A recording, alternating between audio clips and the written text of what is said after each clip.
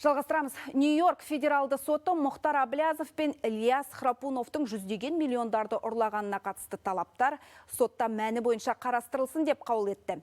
Оларға қатысты 4 талап қойылған. Заңсыз иемдену, негізсіз баю, меншік құқығы және Нью-Йорктың азаматтық практикасы туралы ережелер мен заңына сәйкес талап қою. Судья осының 4-еуін де сотта қарауға рұқсат берді. Элисон Нейтон ұсынылған мағлұматтарды мұқият зерделеудің негізінде ақш-қа инвестицияланған қаржыны Мұхтар Әблязовтың ұрлағанын, кейіннен оларды Ильяс Храпуновтың және басқалардың әдейі жылыстатқандығын растайтын елеулі дәлелдердің бар екенін атап өтті.